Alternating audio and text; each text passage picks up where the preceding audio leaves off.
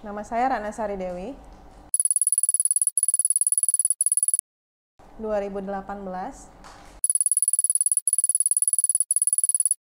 Pemerintah Kota Medan.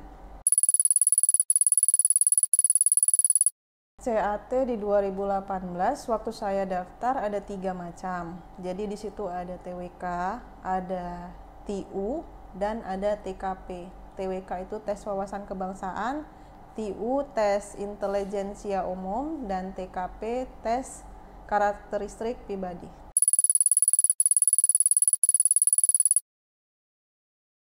Passing grade minimal itu totalnya 298 dengan ketentuan untuk di TWK minimal poin itu 75, di TU minimal poin 80, dan di TKP 143.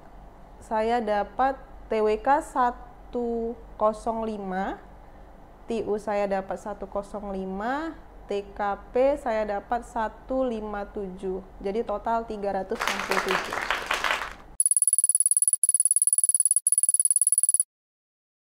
Soal yang paling mudah itu TU, karena di TU itu yang dinilai kan mengenai soal verbal, soal yang berkaitan dengan numerik ataupun figural. Jadi kalau verbal itu seperti analogisme, silogisme, kemudian yang berkaitan dengan analisis, kemudian kalau untuk yang figural biasanya gambar-gambar berpola. Dan yang ketiga itu kalau yang numerik biasanya deret aritmatika, baris aritmatika, soal cerita, perbandingan kuantitatif. Jadi kalau kalian agak sukar memahami yang di TU, banyaklah latihan mengenai deret aritmatika karena itu selalu muncul di soal-soal CPNS dari tahun-tahun sebelumnya.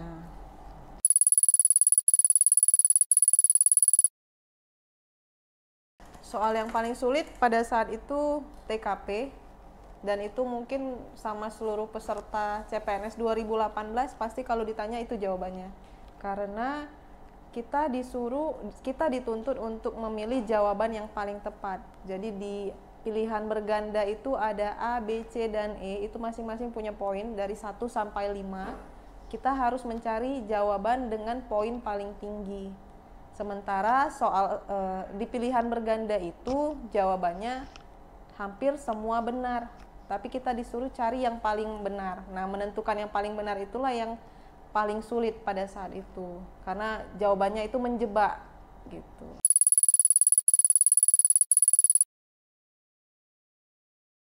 Nah, untuk tipsnya sendiri, pertama kita kenali soalnya itu mengarah kepada apa. Contoh, kepada profesionalisme kah? Atau integritas kah? Atau pelayanan publik kah? Contoh kalau pelayanan publik pasti kita cari mana yang menguntungkan ke masyarakat. Ataukah kedisiplinan, kita cari jawaban yang mengarah pada nilai-nilai disiplin gitu. Contoh, ini saya punya contoh soal TKP. Ini ada soal bunyinya gini. Saya adalah salah satu junior di sebuah perusahaan.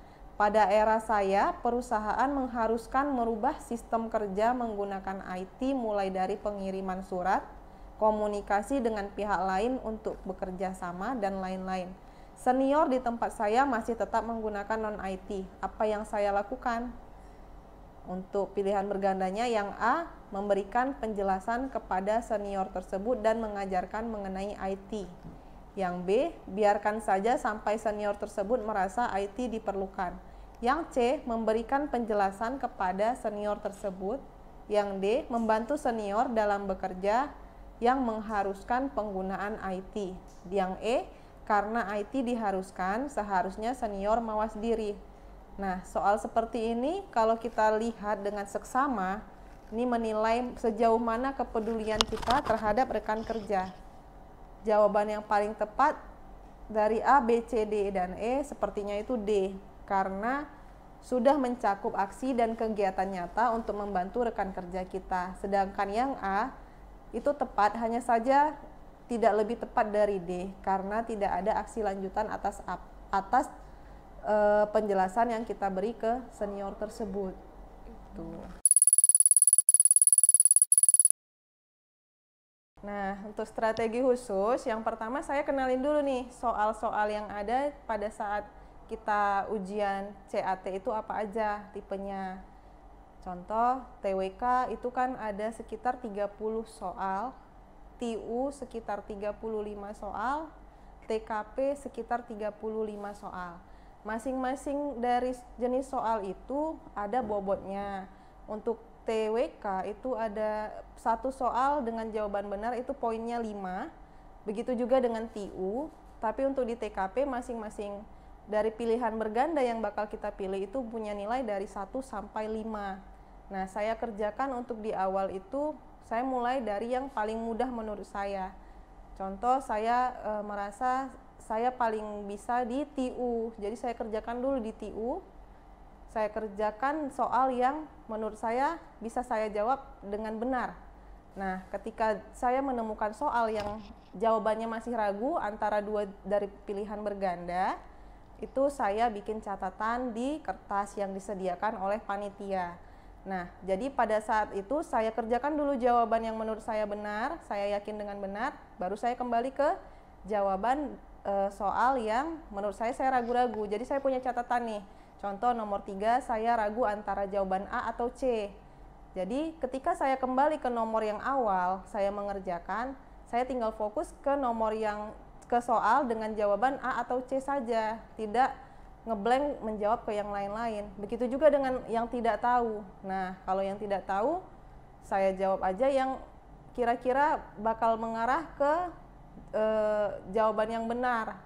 Dan setelah itu, kita koreksi lagi nih, mana tahu ada yang, tapi kalau setelah selesai semua kita kerjakan, jadi kita koreksi lagi mana tahu ada yang mau diperbaikin, kalau memang waktunya masih ada, gitu.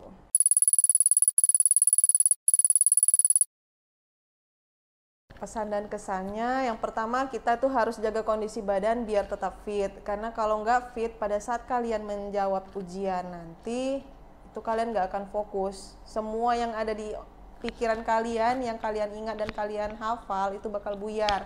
Nah, yang kedua, sebelum pergi ujian minta doanya sama orang tua atau sama orang terdekat, karena biasanya kekuatan doa itu bisa jadi sumber kalian untuk bisa lebih percaya diri dalam menjawab soalnya.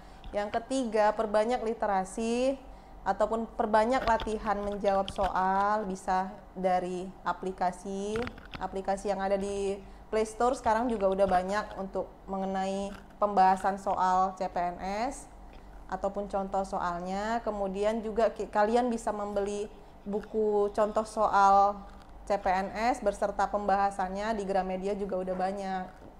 Dan yang terakhir, kalian harus percaya diri pada saat kalian harus yakin gitu, pada saat kalian ingin tes, kalian harus yakin dengan pilihan kalian, jadi jangan ragu-ragu gitu.